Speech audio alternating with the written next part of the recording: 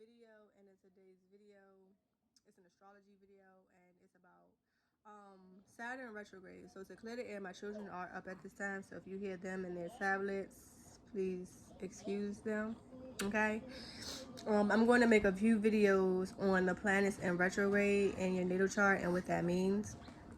Okay, so for today's video, we're going to talk about Saturn. I haven't found anybody who talks about Saturn in retrograde in your natal chart. I always hear, about Saturn retrograde in like current astrology, but not what it means in your natal chart, right? And with that being said, right, so anytime you have a planet in retrograde, understand that all planets in retrograde pretty much really means introspection, right? Almost every planet means introspection, right? So, on a regular basis, for those who have any planets in retrograde, we tend to really internalize everything, and it's not really nothing negative. It's just we are the ones who really do the inner work in these certain aspects of what the planet rules in the houses and the signs, right? So like example, in my tropical astrology, I have Saturn in retrograde in my second house. So what that means is when it comes to discipline, like I really work within to discipline everything that the second house means, right? I don't seek outside help or anything. Not that I don't seek outside help, but the outside don't really have nothing to do with what I got going on inside, and I really understand that too on a deeper level, right? So understand that throughout majority of the time, planets are not in retrograde, so the energy of the retrogrades hit us different. When the retrogrades come, it's our time. If your Mercury was in retrograde during your birth, then when Mercury is in retrograde, it's your time for communication, right? If Saturn is in retrograde in your chart, then whatever aspect you get what I'm saying, like so forth and so forth. So from what I gathered on the internet, Saturn retrograde pretty much means that your success in the house that and the sign that your Saturn is in will come when after you turn 30, right? So pretty much after your Saturn return, it's not your first, after your Saturn return, right? So for example, I'm looking at my personal chart. So give me a minute. I'm trying to actually, like, I know where it's at, but I want to actually look at it.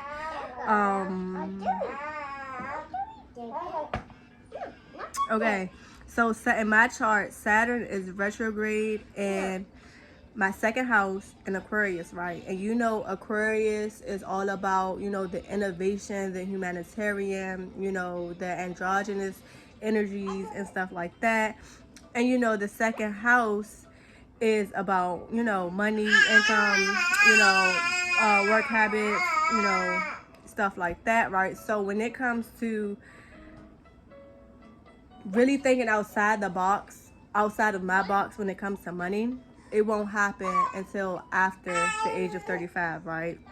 When it comes to, taking on that Aquarius energy, when it comes to my resources, it won't happen until after the age of 35, right? Which is funny because I keep saying 35. It might be 35 for me personally. That's probably why I keep saying 35. But it's really not until after the age of 30. But it's funny though, because when I had my first daughter, I used to always say, like, I literally told my partner, we can have as many kids as you want to have until I turn 30, because after 30, I ain't doing no more, because 30 is my motherfucking time, right?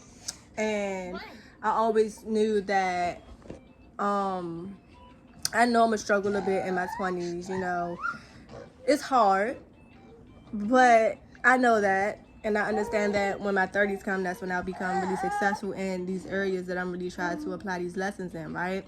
So with that being said, if you gotta look at the house that it's in and look at the sign, because the zodiac sign is the energy that you will take on in that house. So like I said, I will take on Aquarius energy in the second house, right? So if you was to have, Leo in the second house, you would take the Leo energy when it comes to your money and your income and your work ethics, right? See, here she go. Okay, Keiko.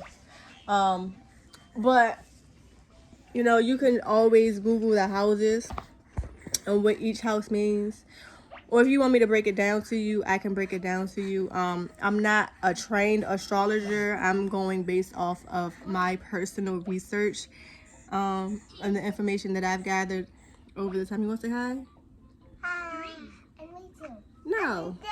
Me But yeah, if you would like me to go over the houses with you and the signs, then let me know. Of course, I'm not going to go over like every sign and every house combination because that will take like 3 years in itself.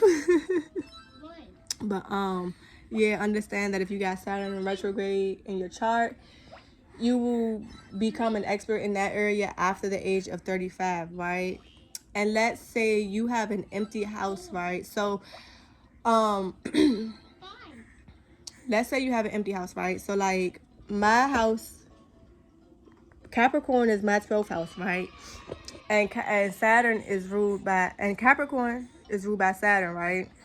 So with that being said, if Saturn, so sorry y'all. So the opposite house from the 12th house is 6th house, right?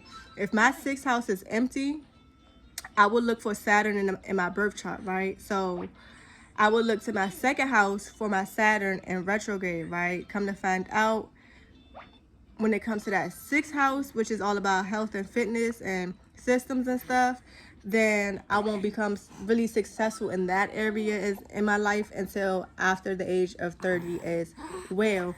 Each house plays on one another, right? So typically the house across from the other house, you know, plays from each other. So like the opposite of Capricorn is Cancer, you know, so yeah. Hopefully it makes sense. Like but yeah, if y'all need help, just let me know.